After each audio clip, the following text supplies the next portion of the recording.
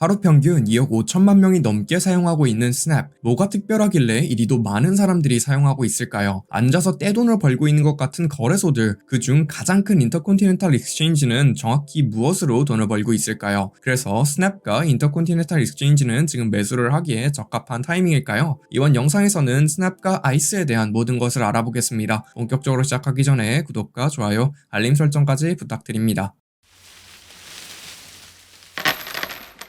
스냅은 미국 10대들의 90%가 사용하고 있는 SNS입니다. 친구들한테 사진을 보내면 일정 시간이 지난 후 사라지는 일상적인 대화와 비슷하다는 점에 긍정적인 반응으로 유행을 타게 되었죠. 최근 행보를 살펴보면 단순한 SNS 서비스를 벗어나 슈퍼앱의 느낌을 보이고 있습니다. 게임, 오리지널 콘텐츠 등도 추가를 해나가고 있거든요. 스냅의 사용자들부터 살펴볼게요. 2020년도 3분기 기준 2억 4,900만 명의 유저가 하루에 평균적으로 스냅에 접속을 하고 있습니다. 미국, 프랑스, 영국 등에서 많이 사용하고 있다 하죠. 10대에서 20대 초반에 해당하는 젠Z의 90%가 현재 스냅을 사용하고 있으며 좀 더 넓게 10대에서 30대까지 해당하는 인구의 75%가 스냅을 사용하고 있다 합니다. 10대들만 사용할 것 같은 인식을 가지고 있으나 실제로 꽤나 넓은 연령층이 사용하고 있는 SNS인 것이죠. 스냅은 증강현실을 굉장히 잘 활용하고 있는 SNS입니다. 사진 또는 동영상을 찍을 때 효과를 씌울 수 있는 AR 필터로 재미있게 잘 활용하고 있죠. 스냅이 직접 AR 필터를 만들 뿐만 아니라 제3자가 필터를 만들 수 있도록 스튜디오 프로그램을 제공한다 합니다. 즉 유저들끼리 알아서 잘 운영을 할 수 있는 생태계를 잘 구축해 놓은 것이죠. 여전히 스냅도 특정 필터들을 만들고 있으며 최근에는 애니메이션 렌즈를 출시했다고 합니다. 이름 그대로 사람을 사진을 찍으면 바로 애니메이션화해주는 AR 필터이죠. 출시 1주 만에 무려 30억 회가 사용되었다 할 정도로 파급력이 있다 생각이 듭니다. 더불어 저번 영상에서도 언급한 트라이언 형식의 광고와 이커머스의 결합은 상당히 매력적으로 보이죠. 신발을 신은 모습을 AR 필터를 통하여 확인하고 구매를 할 수 있으며 매니큐어가 손톱에 칠해진 모습도 미리 볼 수 있다 합니다. 실제로 일반적인 디스플레이 광고보다 증강현실 기능을 활용한 광고 상품에 소비자들의 반응이 훨씬 좋았다고 하죠. 지도 기능 역시 스냅에 추가하려 하고 있습니다. 지도를 활용하여 친구들끼리 위치 데이터를 공유할 수 있게 해주는 기능이죠. 친구들이 어디에 있는지, 지금 어디에서 무엇을 하고 있는지 등과 같은 기능이 첨가되어 있습니다. 인구 밀도에 따라서 지도의 히트맵으로도 표시가 되죠. 스냅은 이러한 지도 기능을 수익화를 하는 데 사용하려 하고 있습니다. 결국 광고가 스냅의 비즈니스 모델이기에 지도에 식당과 같은 주소 데이터가 포함되어야 하는 지역 광고를 게재하고자 한다 하죠. 사실 지도를 활용한 서비스는 페이스북이나 구글도 시도를 해왔고 잘하고 있습니다. 다만 한 가지 다른 점은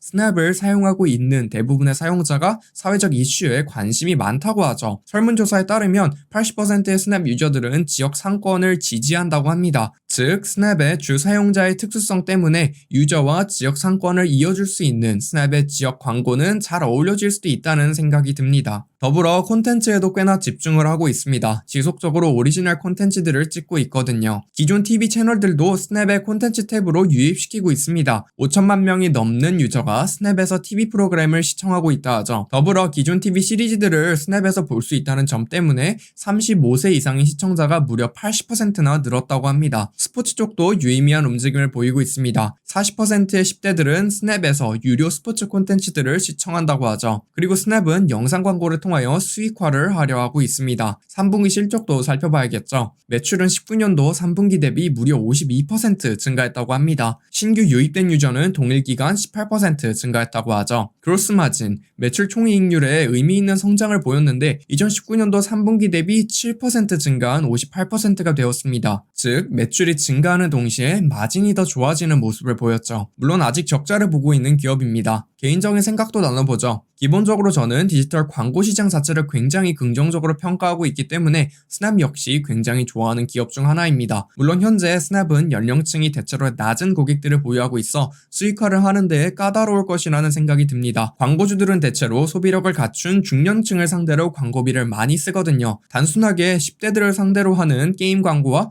중견층을 상대로 하는 보험 광고 중 보험 광고 단가가 훨씬 비쌀 것이기 때문이죠. 반대로 현재 스냅이 가지고 있는 연령층이 나이를 먹을 경우 자연스럽게 유저당 창출되는 수익은 증가하게 될 것입니다. 물론 스냅이 현재 유저층을 유지할 수 있을지를 판단하셔야 하는 부분 같으며 유지하지 못한다면 단순하게 10대에서 20대들이 사용하던 재미있던 앱에서 끝날 수도 있겠죠. 지금 스냅의 가격으로 봤을 때는 비싸다는 생각이 듭니다. 어쨌든 매출의 35배 넘게 거래가 되고 있으며 아직까지도 적자를 보고 있는 기업이기도 하기 때문이죠. 스냅뿐만 아니라 저는 신규 매수를 하기에는 기술주들은 전반적으로 다 비싸다고 생각을 하고 있습니다. 다음으로 알아볼 기업은 Intercontinental Exchange, ICE입니다. ICE는 다양한 금융상품들을 거래할 수 있는 거래소를 운영하고 있습니다. 금융 데이터를 다양한 기업들 및 은행들에게 제공하고 있죠. 배당 및 자사주 매입을 꾸준하게 늘려가고 있는 단계에 있는 성숙한 기업이라고도 볼 수 있겠습니다. 먼저 사업 영역부터 소개드려 볼게요. 트레이딩 앤 클리어링은 매출의 49%를 차지하고 있는 영역입니다. 12개의 거래소와 6개의 클리어링 하우스를 운영하고 있죠. 쉽게 선물, 옵션, 주식, 채권 등을 거래할 수 있는 거래소라고 보시면 됩니다. 뉴욕 주식거래소 NYSE도 ICE가 운영하고 있죠. 두 번째 사업 영역인 데이터 앤 리스팅은 매출의 51%를 차지하고 있습니다. 금융상품의 가격 및 여러가지 부가 데이터들을 제공하고 수익을 창출하고 있죠. 은행 및 기업들이 특정 상황이 닥칠 것을 대비하여 시뮬레이션 시 필요한 가공된 데이터들도 ICE가 제공하고 있습니다. 기업 상장 또는 ETF를 상장시켜주고 수익도 창출하고 있죠. 트레이딩 앤 클리어링 사업 영역에 대하여 좀 더 자세히 살펴볼게요. 기본적으로 거래량에 기반하여 수익을 창출하고 있습니다. 주식 다음으로 큰 수익을 창출하고 있는 영역은 에너지 쪽이며 그 중에서도 브렌트유 거래량이 가장 많다고 하죠. 이외에도 농산물, 금속, 금리, 환율 선물 거래소를 운영하고 있습니다. 최근에는 Simplify이라는 기업을 인수하였고 20년도 8월에는 무려 11빌리언 달러를 주고 엘리메이라는 기업을 인수하여